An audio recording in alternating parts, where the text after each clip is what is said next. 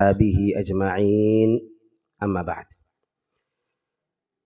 فأعوذ بالله من الشيطان الرجيم بسم الله الرحمن الرحيم يا أيها الذين آمنوا كلوا من طيبات ما رزقناكم. محترم صدر کانفرنس فضیلت الشیخ خالد جمیل مکی حفظہ اللہ، معزز علماء کرام، سامعین اعظام، عزیز بچوں، اسلامی ماؤں اور بہنوں، بحیثیت مسلمان ہم اور آپ اللہ اور اس کے رسول کے پابند ہیں۔ اللہ رب العالمین سورۃ النساء میں فرماتا ہے یا ایھا الذین آمنوا اطیعوا اللہ واطیعوا الرسول، اے ایمان والو اللہ اور اس کے رسول کی اطاعت کرو۔ یہ اطاعت و فرما برداری زندگی کے ہر گوشے میں ہم پر لازم اور ضروری ہے۔ اللہ رب العالمین سورۃ البقرہ میں فرماتا ہے یا ایھا الذین آمنوا ادخلوا فی السلم کافہ، اے ایمان والو تم پورے کے پورے طور پر اسلام میں داخل ہو جاؤ۔ ایک اور مقام پر اللہ رب العالمین فرماتا ہے سورۃ الانفال میں یا ایھا الذین آمنوا استجیبوا للہ وللرسول اذا دعاکم، اے ایمان والو اللہ اور اس کے رسول کی پکار پر لبیک کہو جب وہ تمہیں پکارے۔ ہماری زندگی کا ایک اہم ترین حصہ کسب معاش ہے، اس میں بھی ہم اللہ رب العالمین اور اس کے رسول کے پابند ہیں۔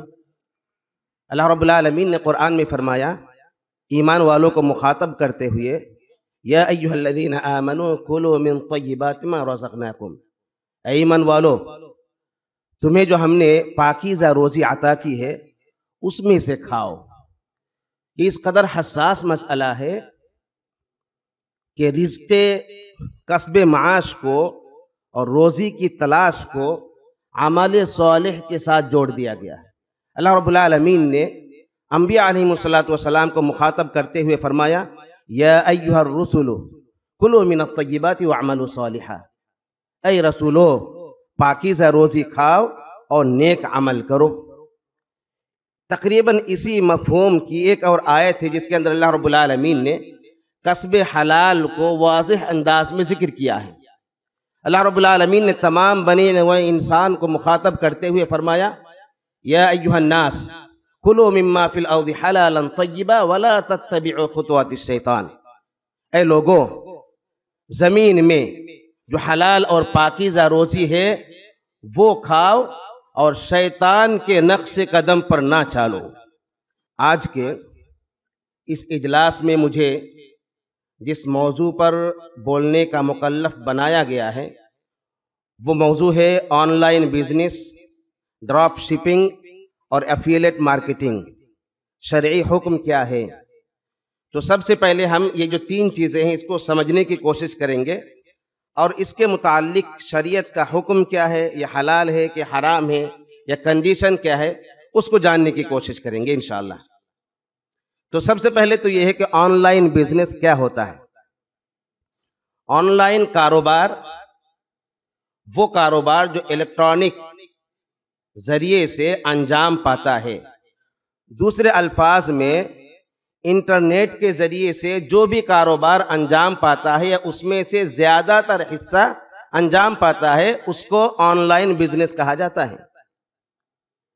آن لائن بزنس کی بہت ساری شکلیں ہیں، وہ شکلیں جاننے کے لیے کئی ایسے دروس درکار ہیں اور باقاعدہ لوگوں کو اہتمام کرنا چاہیے اور مساجد کے اندر بھی اہتمام ہونا چاہیے کہ مستقل طور پر یہ جو موجودہ دور کے آن لائن بزنس ہے یا مختلف بزنس کے جو طریقے ہیں ان طریقوں کو دین کی روشنی میں، قرآن و حدیث کی روشنی میں لوگوں کو سمجھایا جائے تاکہ لوگوں کو کم سے کم اتنا پتہ چلے کہ یہ حلال ہے اور یہ حرام ہے۔ اس کی وجہ یہ ہے کہ حلال اور حرام کی تمیز کرنا یہ ہمارا دینی فریضہ ہے۔ اگر ہم حلال اور حرام کے درمیان تمیز نہیں کرتے ہیں تو ایسی شکل میں ہمارا اعمال برباد ہو سکتے ہیں، اسی طرح سے آخرت بھی برباد ہوگی، اس لیے ضروری یہ ہے کہ اس مسئلے میں ہم شریعت کے مکمل طور پر جانکاری حاصل کریں اور پھر آگے کاروبار کرنے کی کوشش کریں. یہ جو بھی خرید و فروخت ہم کرنے کی کوشش کرتے ہیں وہ شریعت کے مطابق ہوں. اتنی ساری شکلیں ہیں، ان تمام شکلوں کو ایک ساتھ بیان کرنا یہ ابھی مختصر وقت میں ناممکن بات ہے، لیکن کچھ اصولی بات ہے. آپ دھیان سے ان اصولی باتوں کو سنیں تو دیگر اور جو شکلیں ہیں یا جو بھی شکلیں ہیں ان شکلوں کو سمجھنے میں آپ کے لیے بڑی آسانی ہوگی اور سمجھ سکتے کہ ہاں یہ ہمیں کرنا چاہیے کہ نہیں کرنا چاہیے. 5 باتیں میں ذکر کروں گا. پہلی بات یہ کہ ایک تو خریدنے والا ہوتا ہے اور دوسرا بیچنے والا ہوتا ہے. دونوں کے درمیان رضامندی ہونی چاہیے، آپس کی رضامندی، اور یہ کاروبار کی شرطوں میں سے ہے. اللہ رب العالمین نے فرمایا یا ایھا الذین آمنوا لا تأکلوا اموالکم بینکم بالباطل الا ان تکون تجارۃ عن تراض.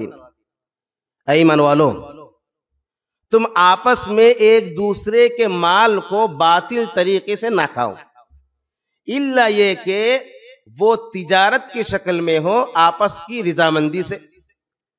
تجارت کے ساتھ ساتھ اللہ رب العالمین نے عن تراض کہا کہ یہ آپس کی رضامندی ہونی چاہیے. اور اللہ کے نبی صلی اللہ علیہ وسلم کی ایک حدیث بھی ابن ماجہ کی اور وہ صحیح حدیث ہے.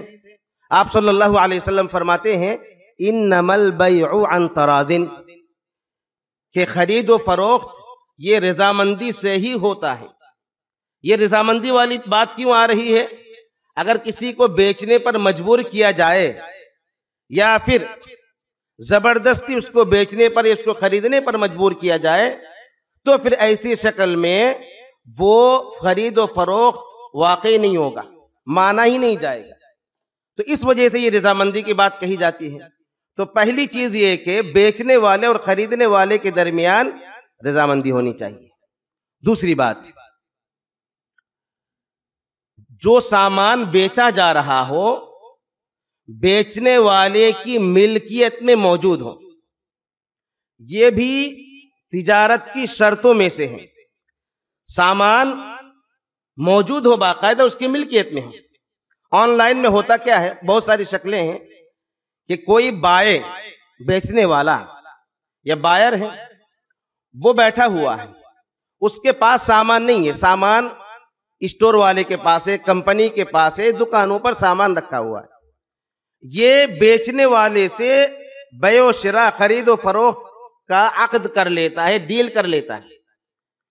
تو ہوتا یہ ہے کہ اس کے پاس کوئی سامان ہوتا ہی نہیں ہے اور وہ بیچ دیتا ہے. یہ شکل جائز نہیں، آگے چل کر کے میں بتاؤں گا.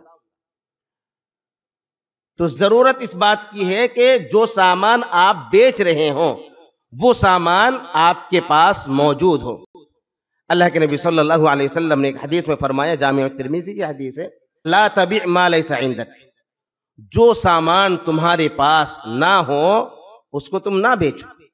یعنی تمہاری ملکیت میں، اور ملکیت کے اندر قبضہ بھی ہے کہ باقاعدہ آپ اس پر مکمل طور پر قبضہ رکھتے ہو، وہ آپ کے پاس باقاعدہ موجود ہو. یا تو حقیقی اعتبار سے قبضہ ہو یا پھر حکمی اعتبار سے قبضہ ہو، لیکن وہ سامان آپ کے پاس موجود ہونا چاہیے، آپ کی ملکیت میں ہونی چاہیے، تب جا کر کے آپ یہ سامان بیچ سکتے. تیسری بات، جو سامان آپ بیچ رہے ہوں وہ حرام نہ ہو. اس لیے کہ حرام چیز نہیں بیچی جا سکتی. یا ایھا الذین آمنوا لا تأکلوا اموالکم بینکم بالباطل. اے ایمان والو، تم آپس میں ایک دوسرے کے مال کو باطل طریقے سے نہ کھاؤ. تو یہ حرام سامان اگر بیچا جائے گا تو یہ بھی باطل طریقے سے کھانا ہوا اور یہ جائز نہیں ہے. ابو داؤد کی ایک روایت، اللہ کے نبی صلی اللہ علیہ وسلم فرماتے ہیں کہ ان اللہ اذا حرم علی قوم اکل شیء حرم علیہم ثمنہ. اللہ رب العالمین جب کسی قوم پر کسی چیز کا کھانا حرام قرار دیتا ہے تو اس چیز کی قیمت بھی حرام ہے. اب مثلا خنزیر کا گوشت یہ حرام ہے تو خنزیر کی قیمت بھی حرام ہے. شراب پینا حرام ہے، تو شراب بیچنے کے ذریعے سے جو قیمت آئے گی وہ قیمت بھی حرام ہے۔ تو یہاں پر ضروری یہ ہے کہ جو سامان بیچا جا رہا ہو وہ حلال ہو، حرام نہ ہو۔ چوتھی بات یہ کہ جو خرید و فروخت ہو رہا ہو اس کے اندر دھوکہ نہ پایا جائے۔ آن لائن بزنس میں دھوکے کے بہت سارے امکانات رہتے ہیں، اور اس وجہ سے علماء کہتے ہیں کہ آن لائن بزنس کے اندر بہت زیادہ حساسیت کے ساتھ اور مکمل جانکاری کے ساتھ ہی انسان کو خرید و فروخت کرنا چاہیے، کیونکہ اس کے اندر زیادہ تر جو معاملہ ہوتا ہے وہ دھوکے والا ہی ہوتا ہے۔ مثلا دھوکہ کس طرح سے نہ ہو کہ آپ کے سامنے وہ سامان موجود نہیں ہے، تو جو بھی سامان کو آپ کے سامنے متعارف کرا رہا ہے، سامان کو آپ کے سامنے، وہ پروڈکٹ کو آپ کے سامنے بیان کر رہا ہے، تو سب سے پہلے تو کہ اس کی قیمت آپ کو معلوم ہو، دوسرا یہ کہ اس کی صفات آپ کو معلوم ہو۔ صفات یعنی پروڈکٹ ایسا ایسا ایسا ہونا چاہیے۔ ابھی اس سے پہلے جو خطیب تھے حافظ خلیل الرحمان صاحب، انہوں نے ایک واقعہ سنایا نبی صلی اللہ علیہ وسلم کے حوالے سے کہ ایک آدمی گیہوں بیچ رہا تھا، اوپر کا حصہ تو سوکھا تھا لیکن اندر تری تھی، تو اب اس صفت کو بیان کرنا چاہیے تھا اس کو کہ دیکھو یہ سوکھا والا حصہ ہے، اندر تری والا حصہ ہے، تو باقاعدہ اس صفت کا بیان ہونا چاہیے۔ جو بھی پروڈکٹس آپ بیچنا چاہتے مکمل طور پر کامل آپ کو ایک ایک جانکاری دینا ہوگا، تب جا کر کے آپ یہ سامان بیچ سکتے ہیں۔ تو چوتھی بات یہ کہ جو بھی سامان بیچا جا رہا ہو اس کے تعلق سے کسی قسم کے دھوکے کا امکان نہ ہو۔ اس سامان کے اندر اگر کوئی عیب والی بات ہے تو عیب والی بات بھی بتا دی جائے، یہ دیکھو یہ عیب ہے، اگر تم خریدنا چاہتے تو خریدو اور نہیں خریدنا چاہتے تو نہ خریدو۔ تو عیب والی بات بھی لوگوں کو بتانی چاہیے۔ تو اس حوالے سے بات ہے کہ سامان خریدنے اور فروخت کرنے میں دھوکے والی بات نہیں ہونی چاہیے۔ اللہ کے نبی صلی اللہ علیہ وسلم نے فرمایا، صحیح مسلم کی روایت ہے، ابو ہریرہ رضی اللہ تعالیٰ عنہ کہتے ہیں کہ نہا رسول اللہ صلی اللہ علیہ وسلم عن بیع الحصاۃ وعن بیع الغرر، کہ اللہ کے نبی صلی اللہ علیہ وسلم نے کنکریوں کے ذریعے سے بیع و شراء کو حرام قرار دیا ہے، اسی طرح سے دھوکے کے بیع و شراء کو، خرید و فروخت کو حرام قرار دیا ہے۔ کنکری کے ذریعے سے مختصر طور پر بتا دوں ورنہ لوگوں کے ذہن میں سوال رہ جائے کہ کیا بات کہہ دی گئی۔ یعنی مثال کے طور پر سامان رکھا ہوا ہے، اب کوئی کنکری مار کر کے ایسے یہ سامان پہ کنکری مارو تو تمہارا یہ سامان ہو جائے گا، اس کی اتنی قیمت ہے، کبھی لگا تو ٹھیک ہے، نہیں لگا تو پھر سامان اس کا ہے ہی نہیں۔ تو یہ جو شکل ہے جوئے کی ایک شکل ہے، اس لیے اللہ کے نبی صلی اللہ علیہ وسلم نے اس سے منع فرمایا ہے۔ اور غرر کا خرید و فروخت کیا ہے؟ کسی بھی قسم کا دھوکہ ہو، جیسا کہ وہ جو روایت ابھی ذکر کیا گیا گیہوں کے حوالے سے، تو نبی صلی اللہ علیہ وسلم نے بعد میں پھر کیا فرمایا؟ من غشنا فلیس منا، جو ہمیں دھوکہ دے ہم میں سے نہیں ہے۔ مطلب یہ کہ آپ سامان بیچتے وقت دھوکہ نہیں دے سکتے ہیں۔ تو آن لائن بزنس میں بھی یہ چیز ہے کہ سامان کے حوالے سے ذرہ برابر بھی دھوکے کا کوئی شائبہ نہ پایا جائے۔ پانچویں چیز اور بہت اہم ترین چیز ہے جس کے حوالے سے تفصیل کے ساتھ لوگوں کو جانکاری لینا ضروری ہے، وہ یہ ہے کہ خرید و فروخت کے اندر سود کا دخل نہ ہو، سود کا دخل نہ ہو ذرہ برابر بھی۔ ابھی سود کی اتنی ساری شکلیں آ گئی ہیں کہ لوگوں کو پتہ ہی نہیں چلتا کہ سود کی کون کون سی شکلیں اس کے اندر موجود ہیں۔ خرید و فروخت کرنے میں، پیسہ کا لین دین کرنے میں، اسی طرح سے ٹرانزیکشن کرنے میں، اور اسی طرح سے ادھاری پر لینے میں بھی بہت ساری سود کی شکلیں شامل ہو جاتی ہیں۔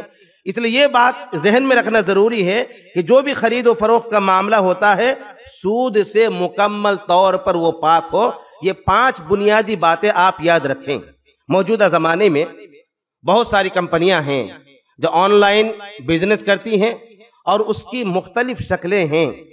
عام طور پر جو طریقہ اختیار کیا جاتا ہے کہ کمپنی ڈائریکٹ وہ بائے کے طور پر، بیچنے والے کے طور پر ہوتی ہے، سیلر کے طور پر، اور ایک کسٹمر ہوتا ہے، پرچیزر ہوتا ہے، خریدتا ہے۔ جو کچھ تفصیل بتائی گئی اگر اس کے مطابق یہ بیع و شراء کا عقد منعقد ہوتا ہے تب تو جائز ہے، ورنہ پھر جائز نہیں ہے۔ البتہ اس کے اندر کچھ تفصیل ایسی ہے، مثال کے طور پر کہ سامان ابھی آپ کو ملا نہیں ہے، آپ نے پہلے ہی پیسہ دے دیا، تو یہ جائز شکل ہے، کوئی حرج کی بات نہیں ہے، جبکہ دھوکہ والی بات نہ پائی جائے، آپ کو پورا یقین ہو۔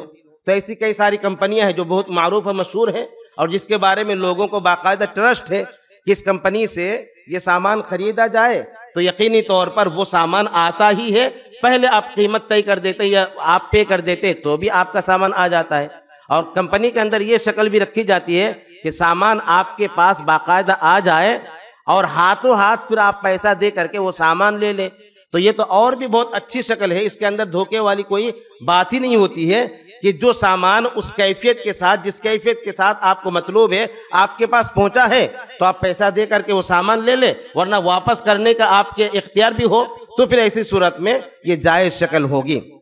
تو عام طور پر کمپنی اس طرح سے کرتی ہیں۔ چونکہ وقت کم ہے، جو دو چیزیں اور ہیں وہ میں بتلا دوں جو اہم ترین چیز ہے۔ ایک یہ ہے کہ ڈراپ شپنگ کیا ہے اور اس کا حکم کیا ہے، تو اس کو پہلے ہم سمجھ لیتے ہیں مثال کے ذریعے سے۔ 3 لوگ ہوتے ہیں، ایک خریدنے والا، ایک بیچنے والا، اور بیچ میں ایک وسیلے کے طور پر ہوتا ہے۔ یہ جو بیچ میں ڈراپر کے طور پر ہوتا ہے، یہ کرتا کیا ہے کہ کمپنی والے سے بات ہو جاتی ہے، اس کا سامان، کمپنی کا سامان اور سامان جو پروڈکٹ ہے اس کے صفات کو اپنے کسی نیٹ ورک کے ذریعے سے، ایپ کے ذریعے سے، یا مختلف جو سوشل میڈیا ہے اس کے ذریعے سے وہ لوگوں کے سامنے اس کو تشہیر کرتا ہے۔ بیچنے والے سے وہ 200 روپے میں خریدتا ہے، حالانکہ ابھی خریدا نہیں ہے، وہ یہ ہے کہ صرف ایڈورٹائزمنٹ کے طور پر وہ لگاتا ہے کہ یہ 300 روپے قیمت ہے، 100 روپے اپنے پاس رکھتا ہے، 200 روپے کمپنی کو دے دیتا ہے۔ تو اس کے اندر یہ جو شکل ہے کہ ایک بیچنے والا ہے، دوسرا خریدنے والا ہے، اور تیسرا یہ بیچنے والے کی حیثیت سے موجود ہوتا ہے، کمشنر کے حیثیت سے نہیں کہ کمیشن کھانے والے کے حیثیت سے نہیں، بلکہ بیچنے والے کے اعتبار سے موجود ہوتا ہے۔ تو شریعت کے اندر یہ شکل جائز نہیں ہے، اور جائز نہ ہونے کی جو دلیل ہے وہ جو 5 باتیں میں نے ذکر کی ہیں ان میں سے ایک بات تو یہ پائی جاتی ہے کہ اس کے پاس اس سامان کی ملکیت ہی نہیں ہے۔ کہا گیا نا کہ اس کا مالک ہونا چاہیے، وہ تو مالک ہی نہیں ہے، وہ بیچ رہا ہے بیچنے والے کو، اور بیچنے والا جو سامان کا مالک ہے وہ کمپنی ہے، یہ خود نہیں ہے۔ تو جب کمپنی مالک ہے، یہ خود مالک نہیں ہے، تو یہ بیچ نہیں سکتا ہے، کیونکہ شریعت کے اندر تجارت کی ایک شرط کیا ہے کہ سامان اس کے پاس موجود ہو۔ تو یہ جو ڈراپ شپنگ ہے یہ جائز اور درست نہیں ہے، جو شکل میں اختیار کرتے ہیں لوگ، یا پھر اس کی جو مختلف شکلیں ہیں، لیکن بنیاد اسی بات پر ہے کہ وہ سامان اس کے پاس موجود نہیں ہوتا ہے۔ ایفیلیٹ مارکیٹنگ کیا ہے؟